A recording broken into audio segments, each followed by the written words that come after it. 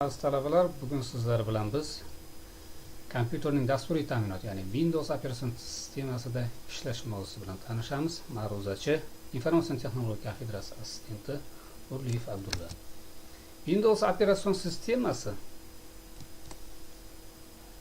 mana ekranimizda ko'rinib turibdi.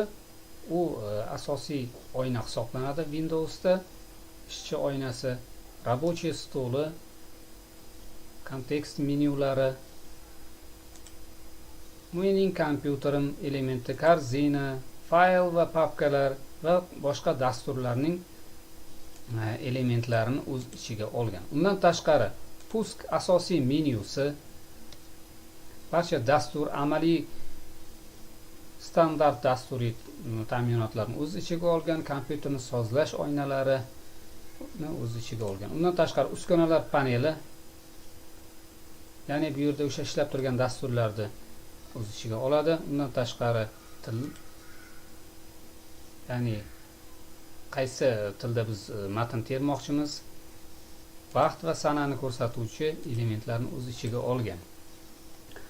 Pusk menyusi kompyuterning asosiy dasturiy ta'minoti bo'lgan Windowsning bosh menyusi hisoblanadi. Bu yerda demak kompyuterga o'rnatilgan barcha dasturlar joylashtirilgan. Masalan, standart dasturiy ta'minotlar va amaliy standart dasturiy ta'minotlar keltirib o'tilgan bu yerda. Xo'p, va panel upravleniya dasturi eng katta qism hisoblanadi. Bunda dasturni, ya'ni Windowsni ishini sozlashimiz mumkin. Xavfsizlik va sistemani o'zgartirishimiz mumkin. Tarmoq elementlarini, qo'shimcha o'rnatilgan qurilmalar, ovoz qurilmalarini, kompyuterga o'rnatilgan dasturlarni o'chirishning to'g'ri yo'li yoki kompyuterga cheklovlarni, turli xil foydalanuvchilarni, ularga parollar o'rnatishni, undan tashqari kompyuterning temalarini, ekran ko'rinishlarini, fonlarini, zastavkalarni o'zgartirishimiz mumkin va vaqt va sanani, til, ya'ni yazikovый panel deyiladi, o'zgartirishimiz mumkin va maxsus imkoniyatlar keltirib o'tilgan. Mana shu elementlardan foydalanishimiz natijasida kompyuterni nastroykalarini o'zgartiramiz. Undan tashqari, mening kompyuterim element ustida sichqonchaning o'ng tugmasini bosish natijasida dispetcher ustroyство elementiga kiradigan bo'lsak, kompyuterdagi hozirgi vaqtda ishlab turgan barcha dasturlarning texnik ta'minotning dasturiy vositalar, ya'ni driverlarini to'g'ri ishlayotganligini yoki bo'lmasam qaysi qismi ishlamayotganligini biz bu yerdan ko'rishimiz mumkin. Mana bu yerda ko'rinib turibdiki, mana bunday sariq so'roq yoki qizil so'roq elementi mavjud bo'lsa bu ro'yxatda, demak kompyuterning o'sha qismida nosozlik mavjudligini bildiradi.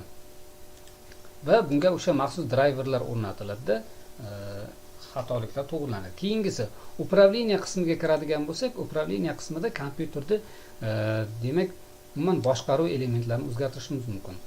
Aytaylik, parametrlarni o'zgartirishimiz mumkin. Aytaylik, bu yerda o'sha disklarni boshqarish, formatlash yoki o'sha SD disklarni birlashtirish yoki bo'lmasam D diskni yana boshqa alohida diskka ajratish, masalan 407 GB diskni yana alohida ikkita qismga ajratib qo'yishimiz mumkin. Masalan, bu yerda o'sha formatlash yoki o'sha tomni o'chirib yangi ikkita tomga ajratib qo'yishimiz mumkin bo'lar ekan. Undan tashqari, pользовательlarda aytaylik, o'sha parollarni o'zgartirish yoki parollarni bizdan boshqa shaxs o'zgartira olmasligi uchun cheklovlar qo'yish, sistemalar haqidagi turli xil ma'lumotlarni bu yerda olishimiz mumkin. Bu ham juda ham katta qismi hisoblanadi. Undan tashqari, svoystva bo'limiga kiradigan bo'lsak, bunda biz kompyuterga o'rnatilgan operatsion sistemalar va qanaqa razryaddagi operatsion sistema o'rnatilgani, qachon o'rnatilganligi va kompyuterning ma'lum asosiy texnik ko'rsatkichlarini biz ko'rishimiz mumkin bo'lar ekan. Fayl va papkalar bilan ishlash uchun mo'y kompyuterning ichiga kiriladi va bu yerda disklar bor va fayl va papkalarni qidirish bor. Aytaylik, biror bir rasm qidirmoqchi bo'lsak, yulduzcha.jpg komandasini yozish orqali biz kompyuterdagi mavjud